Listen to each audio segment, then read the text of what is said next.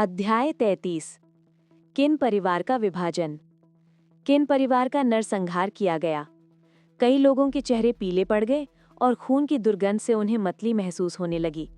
जब उन्होंने दोबारा गू किंग फेंग की ओर देखा तो उनकी आंखों में आतंक और भय का मिला-जुला भाव भर गया था। इससे पहले आयन बोन गैंग और चू परिवार का सफाया कर दिया गया था। अब किन परिवार का भी सफाया हो चुका था। गू परिवार के मुखिया ने कोई भी कदम हल्के में नहीं उठाया, लेकिन एक बार जब उन्होंने कदम उठा लिया तो उन्होंने पूरे परिवारों का सफाया कर दिया। ऐसे निर्मम तरीकों ने उनके रोंगटे खड़े कर दिए। आखिरकार मार्शल वर्ल्ड में संघर्ष और नरसंहार आम बात थी, लेकिन पूरे परिवारों का सफाया करना अक्सर नहीं किया जाता था। मुख्यतः इसलिए क्योंकि ऐसे कृत्यों से आलोचना और गपशप हो सकती है। मार्शल वर्ल्ड में ऐसा कौन था जो अपनी प्रतिष्ठा को महत्व नहीं देता था? यदि वे अंधाधुंध नरसंहार में लिप्त होते तो इससे केवल उन्हीं पर विपत्ति आती। तथापि गू किंग फेंग के लिए इनमें से कोई भी चिंता मौजूद नहीं थी।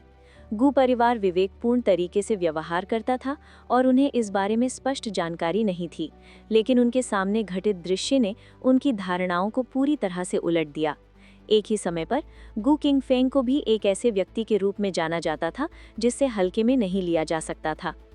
जो व्यक्ति हर मोड़ पर परिवारों को तबाह करता है, उसे भला कौन सहन कर सकता है।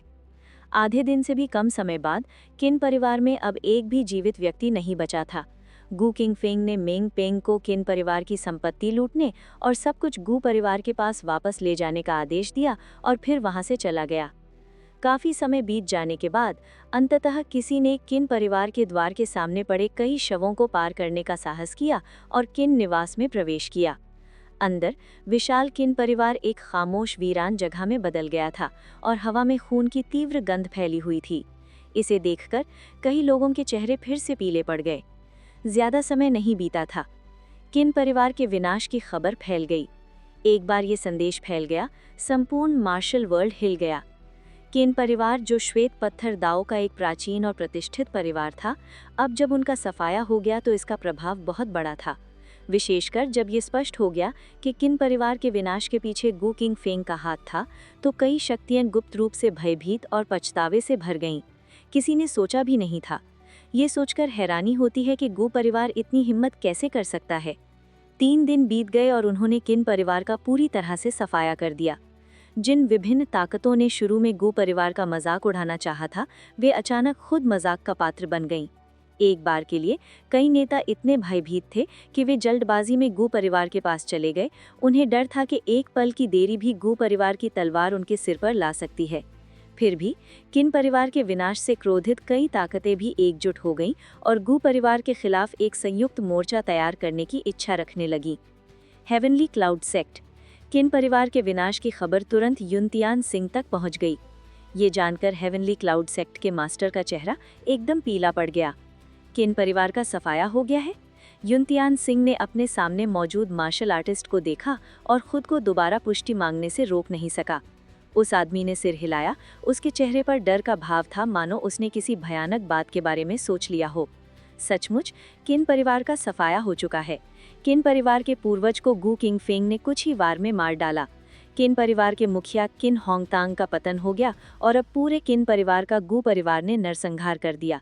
एक मुर्गी या कुत्ते को भी नहीं बख्शा गया। धत तेरी की। युनतियान सिंह के चेहरे के भाव में अचानक बड़ा बदलाव आ गया। उन्हें इस बात का अंदाजा नहीं था कि गू किंग फेंग इतनी बेरहमी से काम करेगा और मार्शल वर्ल्ड के विभिन्न गुटों की प्रतिक्रियाओं को पूरी तरह से नजरअंदाज करते हुए किन परिवार को तुरंत एक बड़ा झटका देगा। किन परिवार की विशाल नींव पल भर में ही गायब हो गई। इस तरह का परिणाम निश्चित रूप से युनतियान सिंह को भयभीत कर देता है। इसके बाद युनतियान सिंह ने तुरंत ये खबर युनचांग कोंग को दी। ये खबर सुनते ही बाद वाले के चेहरे के भाव अचानक बदल गए, क्योंकि उसने इस बात की बिल्कुल भी उम्मीद नहीं की थी कि किन परिवार पूरी तरह से नष्ट हो जाएगा।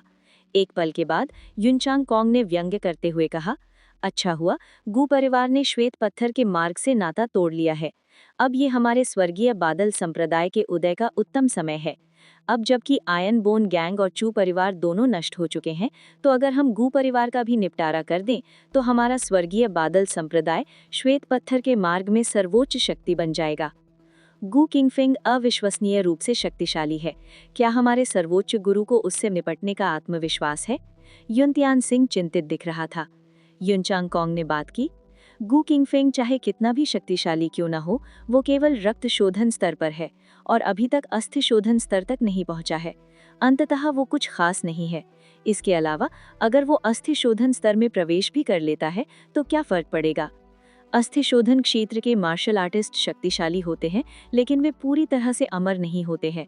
किन परिवार के पतन के बाद मार्शल वर्ल्ड की कई शक्तियां खतरे में महसूस कर रही हैं। हमारा हेवनली क्लाउड सेक्ट इसका बहाना बनाकर इन गुटों को एकजुट कर सकता है और गू परिवार से मिलकर निपट सकता है। जब तक हमारे पास पर्याप्त लोग हैं, भले ही वे थोड़े ही क्यों ना हों, हम सीधे गू किंगफेंग पर हमला करके उसे मार सकते हैं। किन परिवार का विनाश हो गया। युनचांग कॉन्ग शुरू में तो चौंक गया, लेकिन पल भर में उसे एहसास हुआ कि ये हेवनली क्लाउड सेक्ट के लिए एक अवसर है। यदि किसी का सामना अस्थि शोधन कौशल वाले मार्शल आर्टिस्ट से भी हो, तो पर्याप्त लोगों के साथ वे उसे मार सकते हैं। अलावा इसके, अब ये अनिश्चित था कि गू किंगफेंग ने अस्थि शोधन क्षेत्र में कदम रखा था या नहीं। यदि प्रतिद्वंदी केवल रक्त शोधन क्षेत्र के शिखर पर हो या अस्थि शोधन के आधे रास्ते पर हो, तो उससे निपटना और भी आसान होगा। यदि गू किंगफेंग ने किन परिवार को नष्ट नहीं किया होता, तो हेवनली क्लाउड सेक्ट के लिए विभिन्न शक्तियों को एकजुट करना इतना आसान नहीं होता। आखिरकार किसी निर्णायक मोड़ तक मार्शल वर्ल्ड के व्हाइट स्टोन दाव के गुट असंगठित ही रहेंगे।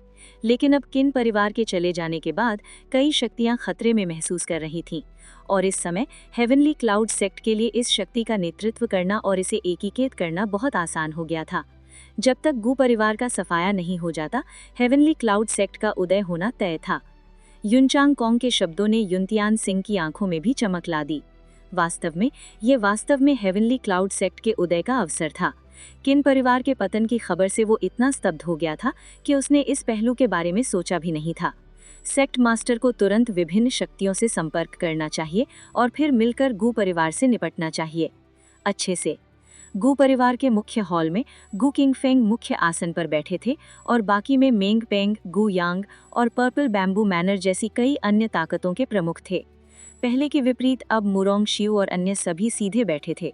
प्रधान आसन पर बैठे व्यक्ति की ओर देखते हुए उनके चेहरों पर श्रद्धा का भाव झलक रहा था। किन परिवार के वृद्ध मुखिया को वश में करना, किन परिवार के स्वामी किन होंग तांग की हत्या करना, अपने असाधारण सैन्य कारनामों से गू किंगफेंग ने अपार शक्ति का प्रदर्शन किया था। ऐसी भयानक शक्ति का सामना करना उनकी क्षमता से परे था। गू किंगफेंग ने कहा, किन परिवार ने कई वर्षों तक व्हाइट स्टोन दाव पर अपना प्रभुत्व बनाए रखा है और उनके अधीन अनेक उद्योग हैं। गू परिवार के पास अब सीमित जनशक्ति है, इसलिए किन परिवार के उद्योगों को संभालने का कार्य आप चारों घरानों द्वारा व्यवस्थित किया जाएगा। लेकिन मेरी एक शर्त है, किन परिवार से होने वाले भविष्य के सभी लाभों का 50% हिस्सा गू परिवार को सौंपना होगा। शेष 50% हिस्सा आप दोनों परिवारों का होगा।